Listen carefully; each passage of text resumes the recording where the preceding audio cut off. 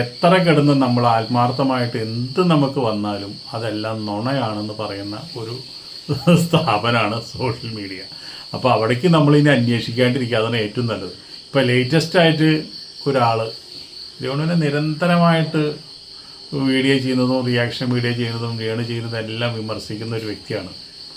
അപ്പോൾ ആ വ്യക്തി ഒരു വീഡിയോ ചെയ്തിട്ടുണ്ട്. ആ വീഡിയോ നമുക്കൊന്ന് നമ്പർ SHRC നമ്പർ 10-257 CR/2006 എന്നാണ്. 10-257/CR/2026 കോൺഫിഡൻഷ്യൽ റിപ്പോർട്ടിന് വേണ്ടിയ ഫയൽ മാറിയിരിക്കുന്നു എന്ന വാർത്തയാണ് പുറത്തു വരുന്നത്. ഈ ബില്ലിൽ ഒരിടത്തും പേഷ്യന്റിന്റെ പേര് വരാതെയാണ് ആ വീഡിയോ എടുത്ത ഇവരുടെ സഹോദരി ചെയ്തിരിക്കുന്നത്. ആ വീഡിയോ എടുത്ത ആളും കൃത്യമായി ആ ഭാഗം വരാതിരിക്കാൻ വേണ്ടി പരമാവധി ശ്രമിച്ചിട്ടുണ്ട് എന്നുകൂടി നമ്മൾ മനസ്സിലാക്കണം. എയുടെ കാലമാണ്. നാളെ രാവിലെ അത് ആണെന്ന് രേണു സുധിക്കെതിരെ അന്വേഷണത്തിന് ഉത്തരവിട്ടിട്ടുണ്ട്. ഇദ്ദേഹം പറയുന്നത് മുഴുവനായിട്ടും ഞാൻ വെച്ചു തരാം. ആദ്യം ഒരു കാര്യം പറയാം. ആരാണ് ഇദ്ദേഹം?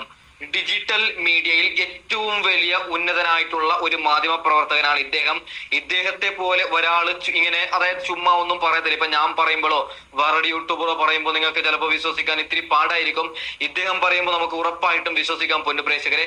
എന്തൊക്കെയോ പറയുന്നുണ്ട്. അതായത് മൊത്തത്തിൽ ആ ഒരു ബില്ല് തന്നെ ഫേക്കാണ്, AI ആണ്. രേണു സുധി സ്വർണം കടത്തിയ കേസിൽ നിന്ന് രക്ഷിക്കാൻ വേണ്ടി കളിക്കുന്ന നാടകമെന്നാണ് ഇദ്ദേഹം പറയുന്നത്. അത് ഞാൻ വെച്ചു തരാം. ഈ വീഡിയോ മസ്റ്റായിട്ടും നാലാളിലേക്ക് എത്തണം. രേണു സുധി എന്നല്ല, ഞാനെന്നല്ല, ആരായാലും തെറ്റ് ചെയ്യുന്നുണ്ടെങ്കിൽ അത് ശിക്ഷിക്കുക തന്നെ ചെയ്യണം. ഇപ്പോ രേണു സ്വർണം കടത്തിയ കേസിൽ പിടിക്കുന്നതിന് വേണ്ടിയിട്ടാണ് ഈ പറയുന്ന ക്യാൻസർ അഭിനയിക്കുന്നത് എന്നാണ് ഇവർ പറയുന്നത്. അപ്പോ ഞാനൊരു കാര്യം പറയാം. അത് ഉള്ളതാണെങ്കിൽ അതിന് തക്കതായിട്ടുള്ള ശിക്ഷ കിട്ടണം.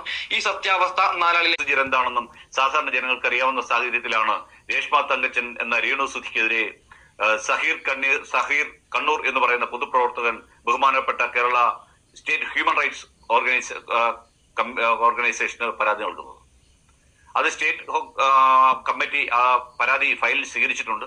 അതിന് പുറത്ത് അന്വേഷണത്തിന് വേണ്ടി ഉത്തരവിട്ടു എന്ന് മനസ്സിലാക്കണം. അതിന്റെ നമ്പർ SHRC നമ്പർ 10-257 CR/2006 എന്നാണ്. 10-257/CR/2026 കോൺഫിഡൻഷ്യൽ റിപ്പോർട്ടിന് വേണ്ടിയ ഫയൽ മാറിയിരിക്കുന്നു എന്ന വാർത്തയാണ് പുറത്തു വരുന്നത്.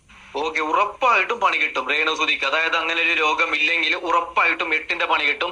കേസ് ആയിട്ടുണ്ട്. നമുക്ക് എന്തായാലും ബാക്കിയും കൂടി കേട്ട് നോക്കാം. പരാതി കൊടുത്തതിന് ശേഷം ഞാൻ വീഡിയോ ചെയ്തു. ആ വീഡിയോയിൽ ഞാൻ ചില കാര്യങ്ങൾ ഗോപ്യമായി വെക്കുകയും പല കാര്യങ്ങൾ തുറന്നു പറയാൻ ശ്രമിച്ചു. അതെല്ലാം അവരുടെ അനുവർത്തിക്കേണ്ടതായിട്ടുള്ള പറയുന്ന ഒരു ഒപ്പം മലയാളത്തിന്റെ ഒരു സിനിമാ താരത്തെ വെച്ച് പ്രത്യേകത